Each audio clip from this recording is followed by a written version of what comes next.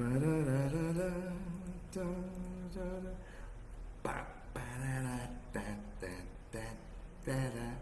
I'm live already?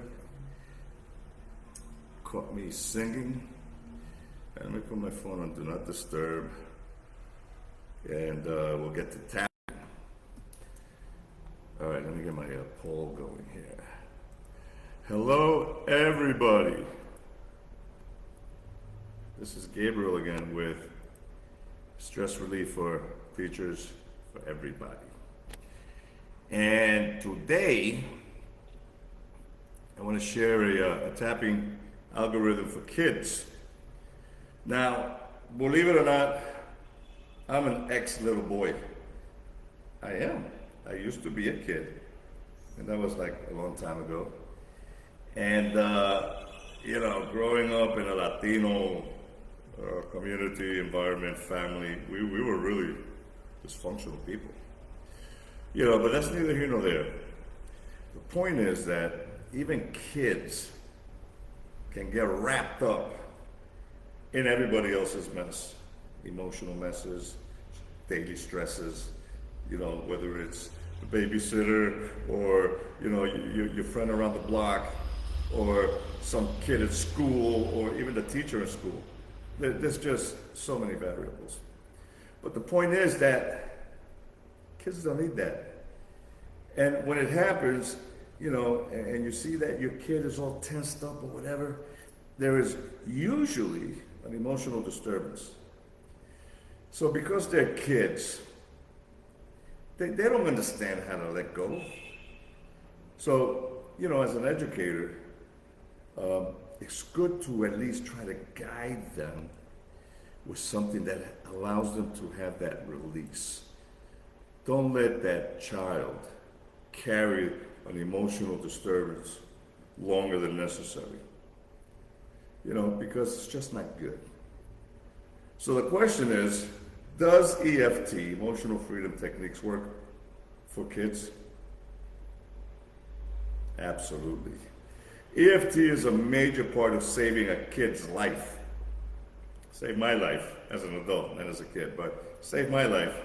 So it empowers kids to release their fear, their anxiety, their traumas, and their doubts in a matter of minutes. So children don't carry the same emotional baggage as adults do. They're not ingrained with the hows and the whys of life. They just want to feel better.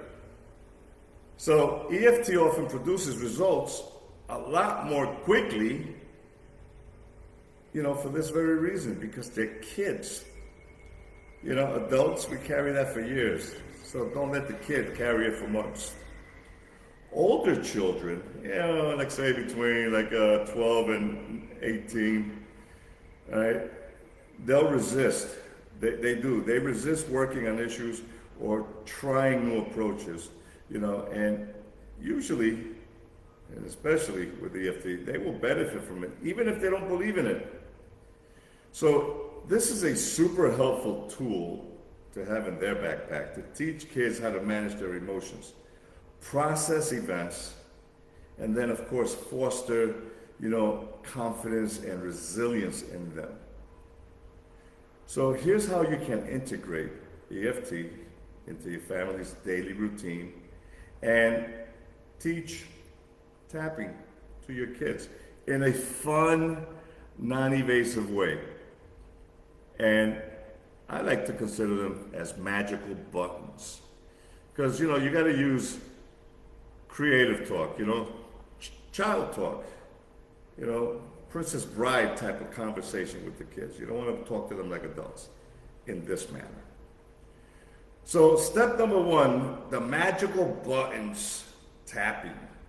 And you can adjust the word magical, for the older kids, based on some kind of, let's say, pop culture that they're relating to. Well, for kids, let's say between the ages of let's say 5 and 10, yeah, you can say magical buttons, absolutely. So children learn through their 5 senses, as adults. As adults do as well, I mean. And you can convert this,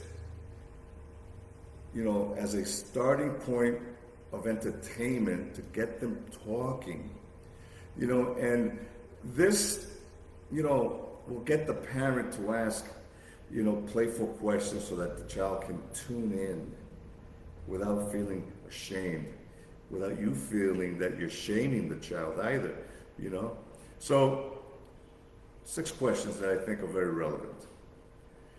You can ask, did you see something interesting today? Did you hear something interesting today? Did you smell something interesting today? Did you taste something interesting today? Did you touch something interesting today? And those are your 5 senses, and usually they're going to be like, no, no, no, no, no.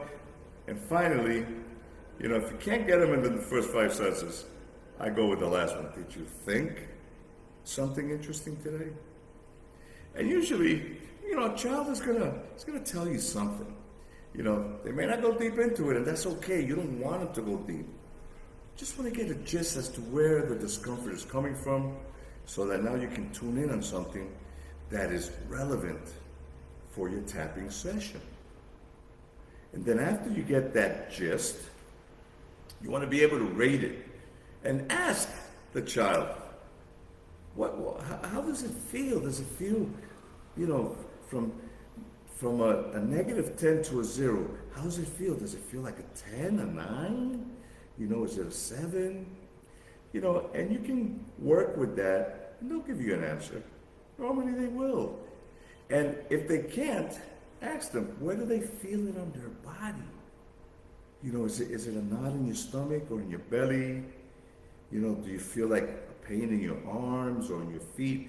Usually when kids are emotional, they also feel it physically in their bodies.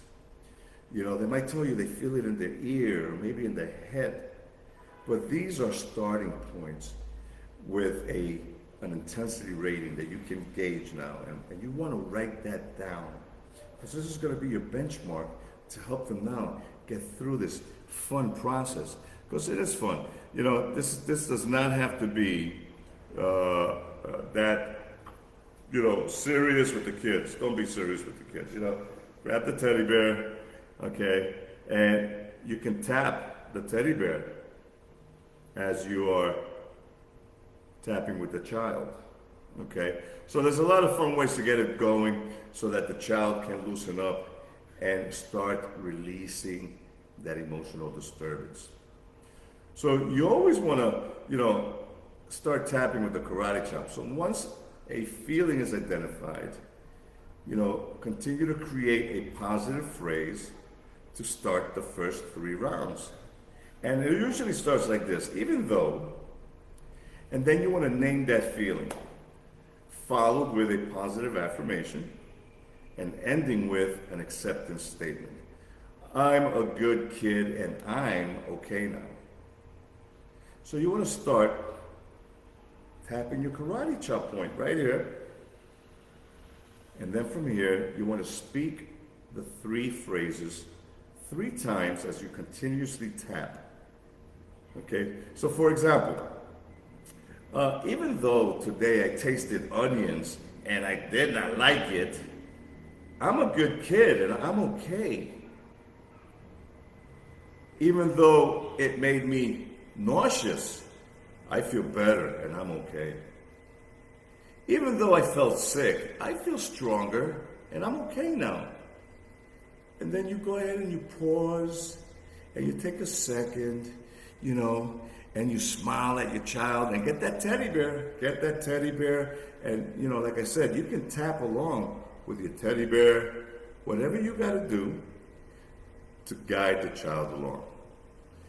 And then you go to step number 3. And this is where you get really fun with it. So you're going to continue to tap now with a short phrase, and follow the tapping sequence, okay, with I like to say in this example, animal names, just for the fun engagement. So you're going to start in the top of the head, and you're going to say, monkey brains. And you're going to tap about 7 times, And then you're going to repeat the remainder or the reminder phrase. I feel great. Then you're going to go to the corner of the eyebrow. And you're going to, I named this one the hen house. And you keep tapping with the reminder phrase, I feel better. Then you're going to go to the side of the eye. And you say, eagle eyes. And you keep tapping 7 times, I'm happy now. And then you're going to go under the eyes, and you're going to say, snake eyes. And you keep tapping 7 times minimum. And you say, I'm an awesome kid. Then you're going to go under the nose. You're going to say, picky pen. And you're going to say, I'm okay now. And then you're going to go under the chin. And you're going to say, bear trap, I love myself. And then you're going to go to the collarbone. And you're going to tap that. You're going to say, the owl's nest. I feel stronger. And then you're going to go under the arms for the child. And you're going to say, falcon wings. And you're going to say, I accept myself. And then you're going to finish with the karate chop point. You're going to say, the power grip. I'm a champion. And then you pause and you ask the child to take a deep breath. Nothing forced, just a normal deep breath. And then you're going to let it out softly. And then you're going to re-rate for the second time the intensity. Ask your child, how are you feeling now on this scale from -10 to 0? Is it the same? Is it less? Is it like a 5, a 4? And they're going to let you know. And once they do, you're going to write that down. And now you have a comparison. You get to see progress, which is what it's really all about. You want to see that the intensity and that feeling is starting to dwindle. And then the last step, your child should be feeling much better right now, ready to move forward without any bad feelings, nothing lingering.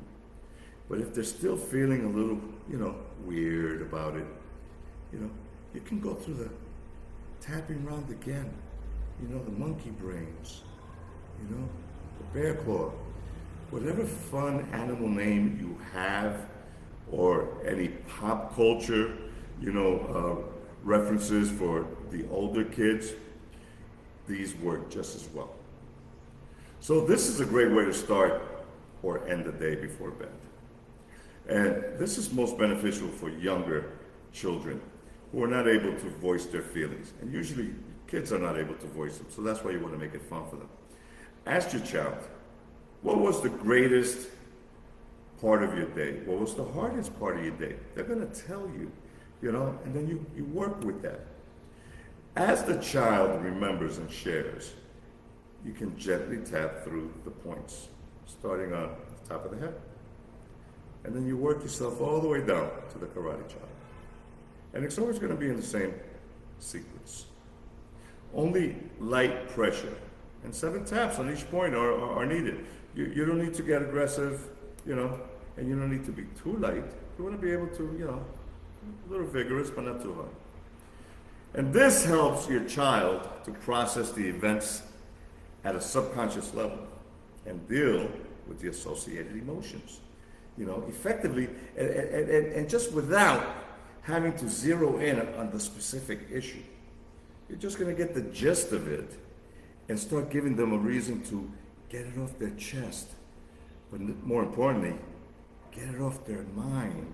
Get it out of their subconscious. You don't want that to be programmed into the subconscious, especially if it's something that, they feel, let's say, very scared about. It could have been, they had a scary moment with a snake, or maybe it was a scary moment with the thought of the monster under the bed. Anything like that, you don't want them to program that into their subconscious, because it'll carry on for years unless you handle it. So, make it fun. For younger children, try using the words magical buttons, to describe the tapping points. Use a teddy bear, or, any kind of doll that they have that are, friendly with them, that they relate to, and that's always a good way to get them to tap and feel confident in tapping. Give them each a name, like the monkey brains, for example, or the owl's nest. that I use for the collar points. And then go slow and steady. Concentrate one issue at a time so as not to create an overwhelm for either of you, and allow better cognitive understanding, of their improvement. Encourage children aged 8 and above to tap on themselves. Okay, you can always tap along as well, and I really recommend tap with them. It's not going to hurt them, it's not going to hurt you, as this creates confidence in their ability to self-regulate. They can then go and teach their friends how to tap as well and be like, yo, look what I learned from mom. So don't give up. Okay, every bit of tapping that you do is helping to reprogram their subconscious and build resilience. Be persistent. And don't be afraid to ask for help from an EFT, master practitioner, or a medical professional, especially for more complex issues. I'm a CTAA accredited EFT certified master practitioner. And I specialize in the areas of anxiety, anger, depression, phobia, physical pain, fear of, low confidence, and a lot of other things. They're all related to emotional disturbances. So the goal of EFT tapping is to give people the understanding, the mindset, the skills, the techniques of mastering their lives so they can take charge and live, the life that they desire with the values that they want. I help 10 people a month for free. Ask me for the EFT Tapping for Kids PDF.